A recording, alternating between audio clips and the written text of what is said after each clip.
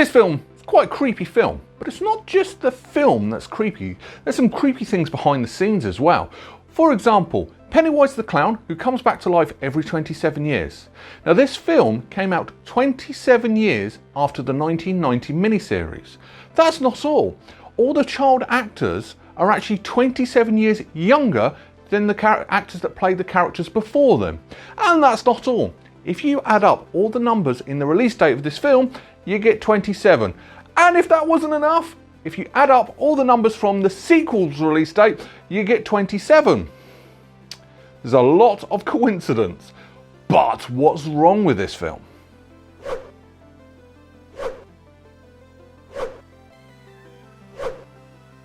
It, retroactively also known as It Chapter 1, is also called It Part 1 The Losers Club, and it's a 2017 American supernatural horror film based on Stephen King's 1986 novel of the same name.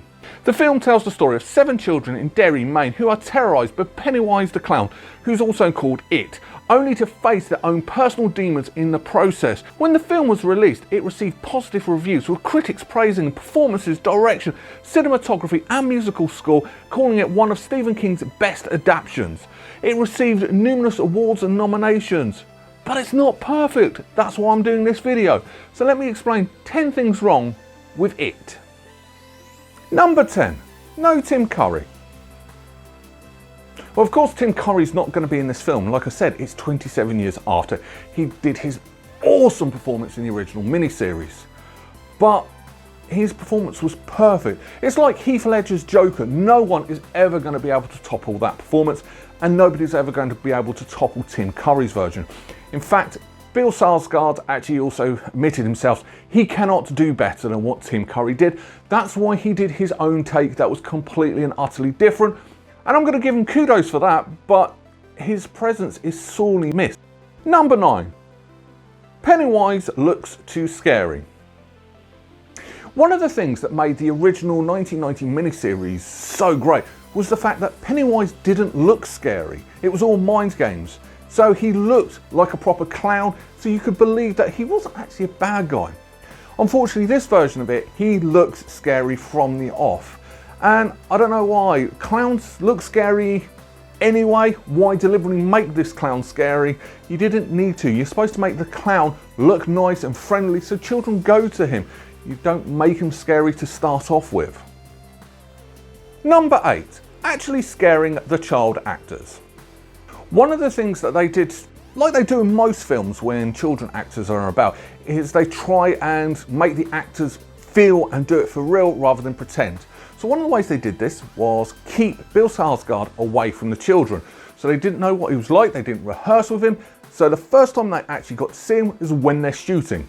Now the children were pre-warned, but it didn't actually do that much good.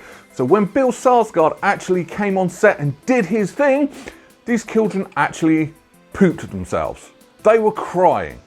After they filmed the scenes, they were all fine and actually happy, which Bill Skarsgård loved, saying they were ultra professionals. But the fact that they deliberately scared the children, yeah, I mean, it worked in their performances. But bizarrely enough, the only child actor that wasn't scared of Bill Skarsgård as It was the youngest actor, the kid that played Georgie. He wasn't scared at all. He was the only one. But everyone else, yeah, they were crying their eyes out on set because of his performance. Number 7. Prank marketing gone wrong. So films always do something special to market their films, and this film's no exception. In a town called Lint in Pennsylvania, America, what the filmmakers actually did is they went in overnight and they stuck in red balloons everywhere to try and promote this film coming out. On paper, that sounds brilliant. Unfortunately, it backfired because the town just got absolutely pooped scared. So much so, a lot of the residents wouldn't leave their house. The police had to go around taking down all these balloons, and the police had more phone calls about these red balloons everywhere than anything else. Number 6. Another prank gone wrong. This one only happened in Germany, and bizarrely enough, I actually love this one. It didn't go down well, but I thought it was brilliant. Now, in Russia, yeah, I know I'm talking about something in Germany, but hear me out. In Russia, there was a lot of controversy between Ronald McDonald and Pennywise the Clown. They didn't like it, they were too similar. So what Burger King did in Germany was, at the end of the film, they put their logo with the tagline, "Never trust a clown." Whoever came up with that idea was fantastic. He needs a raise, it was brilliant. Unfortunately, it did fail, with a lot of people not understanding it and just thought that they were watching a 2-hour Burger King advert, which was quite a good idea, but yeah, that marketing one didn't work down too well. Number 5, upside down book. So let's crack on with some things wrong with the actual film now, shall we? Starting off, Stanley is in a church reading a Hebrew book, trying to please his parents, which no kid in this film seems to do, but that's a different story. However, he is reading the Hebrew book upside down. I noticed things like this. Yeah, he read the book upside down. There's no ifs or buts. The book's upside down. Number 4, no one talks to the cops. Now, I have said in the past that adults don't listen to children, and that happens quite a lot in films. Even today, that still happens. But this film took it one step further. These kids didn't go to the cops. Now, I'm not talking about the supernatural stuff that was going on. There are some more realistic things that are going on that they didn't speak to the cops about. Now, first of all, Henry Bowers actually carved a H in one of the other kids with a knife. Something that didn't happen in the original 1990 miniseries, but happened in this film. Did they talk to the police? Well, no.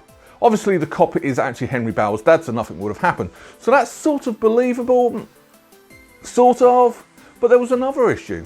When they're down in the sewers, they actually find one of the missing kids' shoes.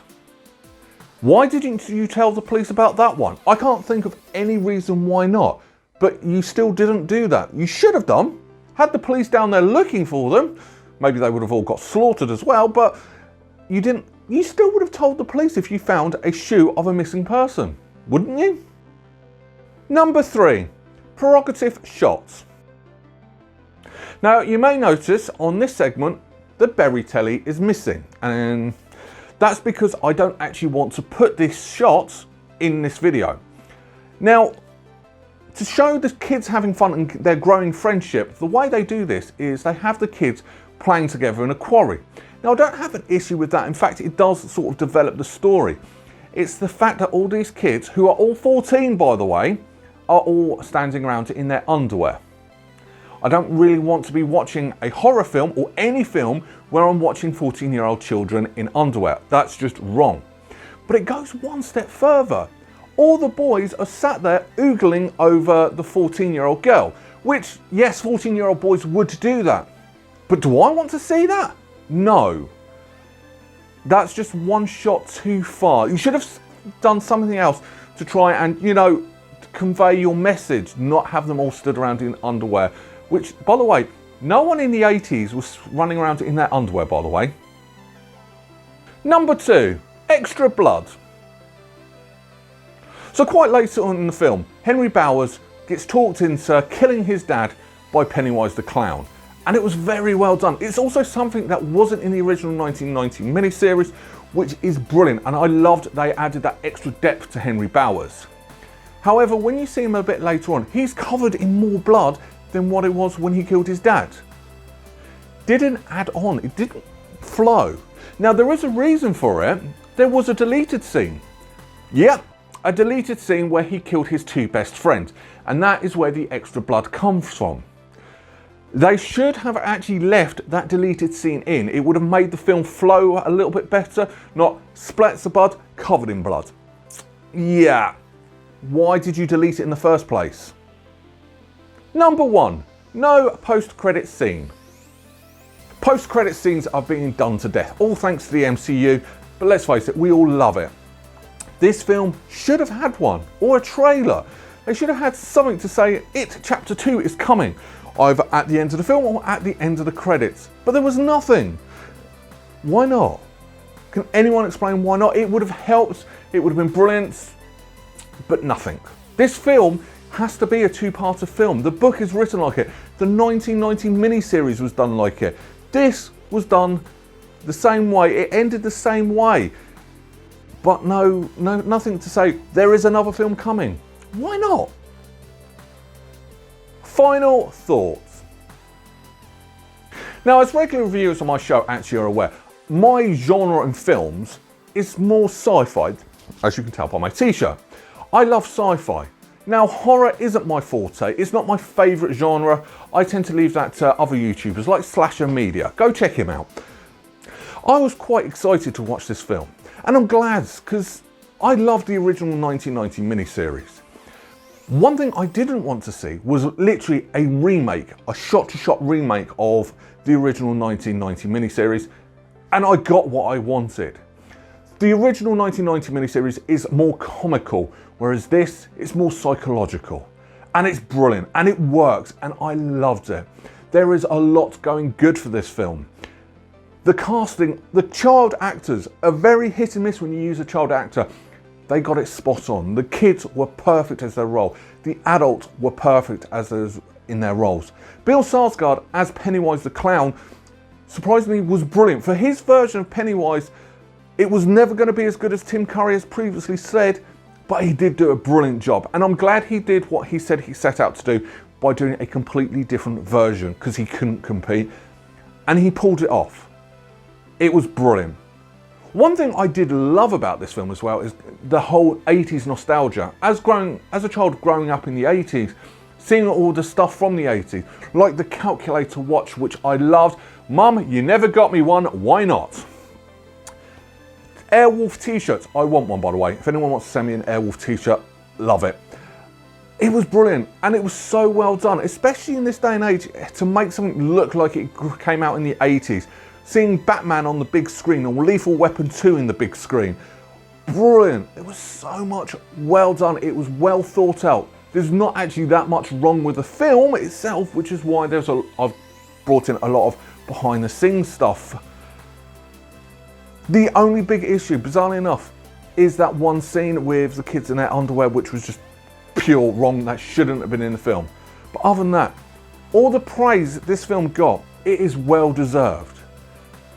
Yeah, strange enough, this has made me more excited for the sequel, but I'm not talking about the sequel, I'm talking about this film. So what am I going to rate it? You know what, I was hooked from start to finish on this film. I'm actually, for a horror film, I'm going to give it a 9 out of 10. Yeah, it was good. I highly recommend this film. Go and watch it. As I said, I am excited, really excited to actually watch the sequel. Do you want to know what I think about the sequel though? Well, come back next week, because that's what I'm doing next week. I am actually really excited to do this next week's video. Really am. No clue, I've just said it out there. But that's what I think of this film. What do you think? Let me know in the comments below. I look forward to reading them all. If you want to get in touch with me, just search for @berryman81. Just type it into Google. I tend to come up everywhere now. Other than that, I look forward to seeing you next Sunday. Take care. Have a good time. Bye-bye.